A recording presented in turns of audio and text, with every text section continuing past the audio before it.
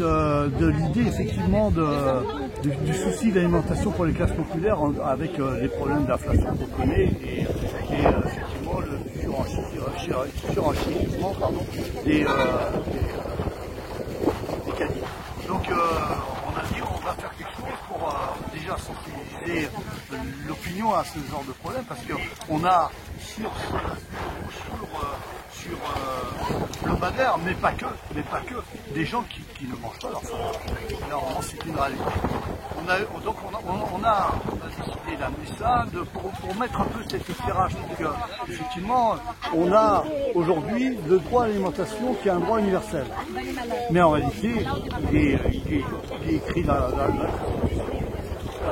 Charte de l'ONU, mais il n'y a rien qui effectivement oblige à ce qu'effectivement on alimente la population, etc.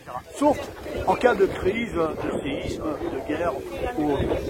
Et effectivement, on a aujourd'hui un discours entre les grandes surfaces, la grande distribution, etc., qui finalement, bon, c'est pas grand chose, sinon dire on fait des efforts, mais en réalité c'est des gens qui font, et en réalité, qui c'est qui traque dans cette situation? Là, c'est les populations.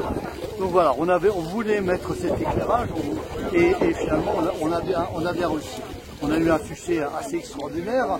On aurait préféré en avoir moins parce que c'est pas, je veux dire, à un moment, que les gens à un moment viennent chercher des pommes de terre parce qu'ils ont faim.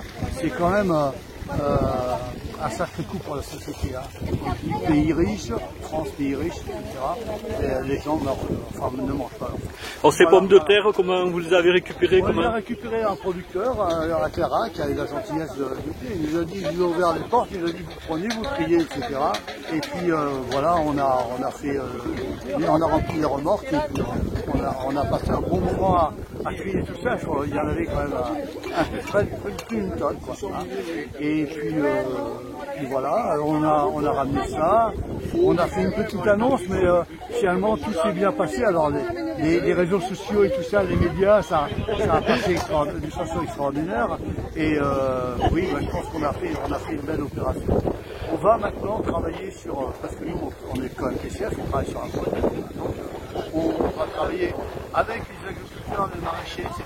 pour qu'effectivement on ait des circuits courts qui s'instaurent et qu'effectivement on puisse alimenter avec des bons produits et des produits à des prix intéressants, je veux dire, la population. On va aussi travailler, et on travaille déjà aussi sur la rémunération des maraîchers, des paysans qui sont en grande difficulté du fait qu'effectivement des prix, des marges arrière qui sont faites par la grande distribution. On milite pour un droit à l'alimentation, une sécurité sociale de l'alimentation, généralement, et on milite aussi pour que les producteurs s'en sortent. Alors, on avance un certain nombre de propositions, salaire socialisé, c'est-à-dire avec une prise en charge des prestations sociales, etc. Pour l'instant, on est en train de caler ces revendications avec l'ensemble des gens, la Confédération paysanne, l'ensemble, le GAP 65, enfin des gens comme ça. Et puis voilà. Donc on pense qu'il y a des belles choses à faire. On pense qu'y compris sur le travail, sur l'accès aux cantines des enfants, etc. On a du travail à faire. Moi je viens de la Seine-Saint-Denis. Monsieur Bramy, quand il avait mis les cantines au quotient, a eu des résultats extraordinaires. On est passé de 40% des enfants qui mangeaient à la cantine dans les collèges à 80%. Parce qu'on avait mis un quotient. Et on s'était aperçu à l'époque, il y a beaucoup d'enfants qui ne mangeaient pas à midi, qui ne faisaient ou ceux qui mangeaient à la cantine n'avaient qu'un repas. Ils n'avaient qu'un repas, c'est la cantine. Et y compris, on avait des familles populaires où c'est le grand qui allait manger et les petits ne mangeaient pas parce que c'est le grand qui portait la famille.